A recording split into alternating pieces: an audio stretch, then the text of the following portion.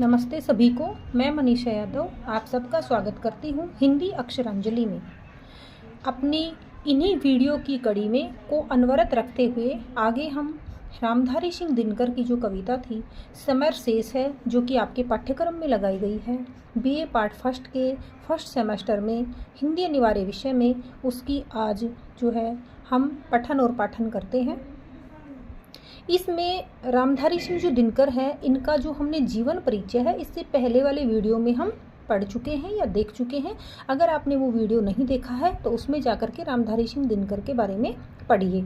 आज हम शुरू करते हैं समर शेष है कविता। ये जो है जो पाठ्यक्रम में लगाई गई है, ये इनके काव्य परशुराम की प्रतीक्षा से ली गई है। परशुराम की जो प्रतीक्षा है ये सन 1963 ईस्वी में लिखित रचना है। सन 1962 में भारत के इस इतिहास में एक महत्वपूर्ण दौर आया था, भारत और चीन का युद्ध। और उस युद्ध के दौरान भारत ने जो है जिस पराजय का सामना किया, उससे भारत की कीर्ति, ख्याति, गौरवशाली अतीत सभी कुछ धूमिल हो गया था। उसी के उपरांत भारतवर्ष में छाई हुई लोगों की उन भावनाओं को ध्यान रखते हुए कवि ने यह कविता लेखन की है। इसमें अमीरी और गरीबी के अंतर को बताया गया है। यह जो कविता है ये रामधारी सिंह दिनकर के अनुसार एक वैचारिक क्रांति है, जो जनता को अपनी जिम्मेदारी पहचानने, एक न्यायपूर्ण समाज के लिए आवाज़ उठाने को प्रेरित करती है कि दिल्ली जैसा जो शहर है, जो भारत की राजधानी है, वहाँ पर तो समृद्धि है, जबकि शेष भारत में गरीबी फैली हुई है। यहाँ पर जो आर्थिक जो समस्या पैदा हुई थी उसको लेकर के लेखन किया गया है। दिल्ली के अंदर जो सत्ताधारी दल था उसके ऊपर व्यंग्य किया गया है। अपने कटु शब्दों में तीखे और प्रतीकात्मक शब्दों का प्रयोग करते हुए भारत में छाई हुई भूख, सामाजिक संघर्ष और जो है ये आम जो व्यक्ति हैं या आम लोग हैं उनकी दुर्दशा का चित्रण इस कविता के माध्यम से किया है। तो हम लेखन करते हैं या आगे हम व्याख्या पढ़ते हैं। ढीली करो धनुष की डोरी, तरकस का कस खोलो। किसने कहा युद्ध की बेला चली गई, शांति से बोलो। प्रश्न कर रहे हैं कवि, क्या कह रहे हैं? किसने कहा कि जो युद्ध के मैदान में जब प्राचीन समय में जाते थे तो धनुष अपने साथ रखते थे, तरकस का जो कस है वो अपनी पीठ के ऊपर कस के रखते थे या बांध के रखते थे, उसमें जो है बाण है वो रखे जाते थे। तो कवि कह रहे हैं किसने आपसे ये कहा कि आप धनुष की जो डोरी है, जो प्रत्यंचा है, उसको ढीला कर दो। अर्थात आपको ऐसा क्यों लगा कि युद्ध की बेला टल गई है? अपनी पीठ पर बंधे हुए तरकस के उस कस को खोल दो। अर्थात क्यों? किसने कहा ये बात आपसे कि युद्ध की जो बेला थी, युद्ध का जो समय है, 1962 में जब चाइना के साथ में युद्ध हुआ, भारत को उसमें पराजय प्राप्त हुई। उस पराजय के कारण भारत का अतीत धूमिल हुआ। लेकिन उसके बाद की बाद में लिखी गई कविता है ये। तब कह रहे हैं आपको किसने कह दिया युद्ध की बेला चली गई है, अब तो आपको शांति से बोलना चाहिए। अर्थात यह कथन आपसे किसने कहा? किसने कहा कि मत बेधो हृदय वहनी के सर से। किसने कहा आप बंधो मत, किसमें?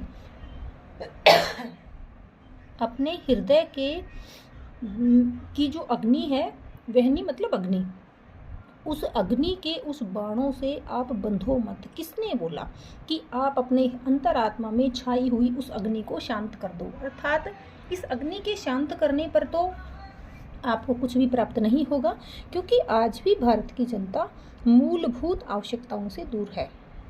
भरो भुवंग का अंग कुमकुम से, कुमकुम कुसुम से, केसर से। फिर प्रश्न कर रहे हैं आप चाहते हो कि मैं या फिर इस भारतवर्ष के जो व्यक्ति हैं, जो सत्ताधारी हैं या जो आम व्यक्ति है, या हम कवि लोग, हम कुमकुम की बात करें, कुसुम फूलों की बात करें, केसर जैसे सुगंधित पदार्थों की बात करें, कुमकुम लिपू किसे? इससे परिपूर्ण यदि मैं कोई कविता लेखन करता हूँ तो मैं इस कुमकुम को किसको लेपूंगा? मैं ऐसी कविता किसे सुनाऊंगा? किसको अपना कोमल गान बताऊं? ये कह रहे हैं कवि। वो क्या कह रहे हैं? क्योंकि प्रगतिवाद की कविता है ये।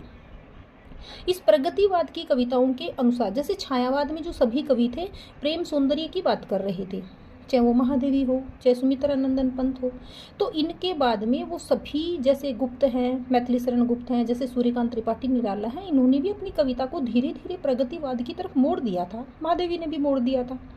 ठीक ऐसा ही ये कह रहे हैं कवि कि ऐसे समय में जब पूरे भारतवर्ष में एक भूखमरी का, एक आर्थिक विषमता का दौर चल रहा है, सामाजिक मूलभूत जो आवश्यकताएं हैं मानव की वह पूर्ति नहीं हो पा रही, ऐसे समय में मैं कुमकुम की बात करूं, कुसुम की बात करूं, अर्थात प्रेम सौंदर्य से परिपूर्ण कविताएं लिखूं, तो ऐसे कोमल गान में सुनाऊंगा किसे, क्योंकि जनता क्या इसे सुनेगी।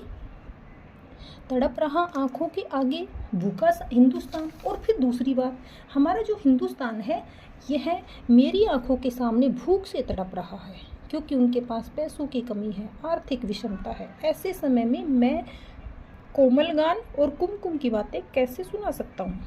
फिर आगे कहते हैं कवि, फूलों के रंगीन लहर पर ओ उतरने वाले, ओ रेशमी नगर के वासी, ओ छवि के मत वाले।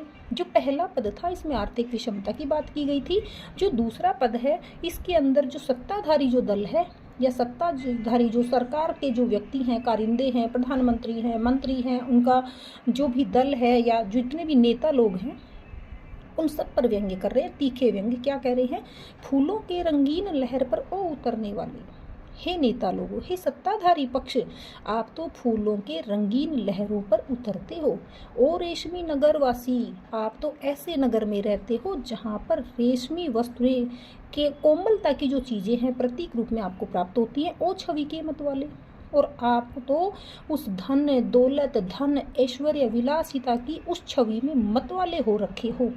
यहाँ पर ये व्यंग्य कर रहे हैं कि जब भारत में राजतंत्र था तब भी शासन करने वाले उतने ही ऐश आराम, सुख सुविधा, वैभव को काम में ले रहे थे या उपयोग ले रहे थे। आज जिसको नाम प्रजातंत्र दे दिया गया है उसमें भी आज भी नेता लोग उसी प्रकार विलासिता का जीवन जी रहे हैं। उनके पास हर प्रकार की सुख सुविधा है, परंतु आम जनता के पास में वह सुविधा से आज भी वंचित है। सकल देश में हलाहल है, संपूर्ण देश में एक हलाहल मतलब विश्व से परिपूर्ण स्थिति बनी हुई है। सकल देश में हलाहल है, दिल्ली में हाला है। अर्थात कवि कहते हैं संपूर्ण देश में विषमता, बेरोजगारी, गरीबी, आर्थिक विषमता, स्वास्थ्य की समस्याएं, मूलभूत आवश्यकताएं यानी रोटी कपड़ा मकान की भी समस्या हो रही है। तो संपूर्ण देश में तो हलाहल के समान विषपूर्ण परिस्थितियां फैली हुई हैं, जबकि दिल्ली में हाला मतलब शराब। दिल्ली में तो संपूर्ण वैभव भरा हुआ है। यहाँ के जो नेता हैं, यहाँ के जो सत्ताधारी जो दल है वह अपने ही अभिमान में खोया हुआ है, मदमस्त है, डूबा है। उसे ना देश की हालातों से कोई मतलब है, ना जनता से कोई मतलब है। दिल्ली में रोशनी, दिल्ली में तो अब अमीरी और गरीबी का अंतर बता रहे हैं। यहाँ पर दिल्ली का मतलब देश की राजधानी दिल्ली नहीं है, क्योंकि भारत की संसद दिल्ली में है। तो ये कहते हैं कि जो केंद्रीय सत्ता दल है वहाँ पर तो रोशनी है, अर्थात वहाँ पर तो सभी प्रकार की सुख सुविधाएं हैं, परंतु शेष संपूर्ण भारत में क्या फैला हुआ है, अंधियारा फैला हुआ है। चारों तरफ अज्ञानता का अंधकार है। स्वास्थ्य की दृष्टि से सभी दुखी हैं, आर्थिक दृष्टि से सभी दुखी हैं, सामाजिक विषमता पाई हुई है, कोई न्यायपूर्ण समाज की स्थापना अभी तक नहीं हुई है। मखमल के पर्दों के बाहर फूलों के उस पार, हे सत्ताधारी दल या हे सत्ता पक्ष, हे सरकार बनाने वाले वह दल, आप तो मखमल के पर्दों में सभी प्रकार के सुख, समृद्धि और ऐश्वर्य में जीते हो। आप तो फूलों के उस पार देखते हो, अर्थात सब कुछ आपके लिए कोमल, मुलायम, सभी प्रकार की सुख सुविधाएं आपको प्राप्त हैं।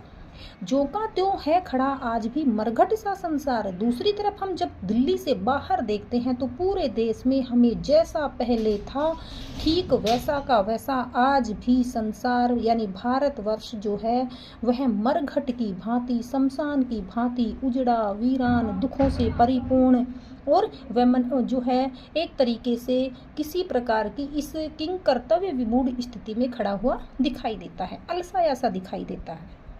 वह संसार जहाँ तक पहुँची अब तक नहीं किरण है। आपने यानी भारत की जो जनता जब स्वतंत्रता संग्राम चल रहा था तो उनको एक उम्मीद थी कि जैसे ही जो है अंग्रेजों का शासन समाप्त होगा, देश आज़ाद होगा, तो हमारे सामने जितने भी विकट परिस्थितियां सभी समाप्त हो जाएंगी।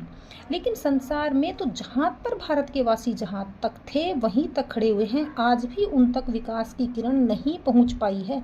इतने वर्ष के बाद में भी जहाँ क्षितिज है शून्य, अभी की तक अंबर तिमिर वर्ण है।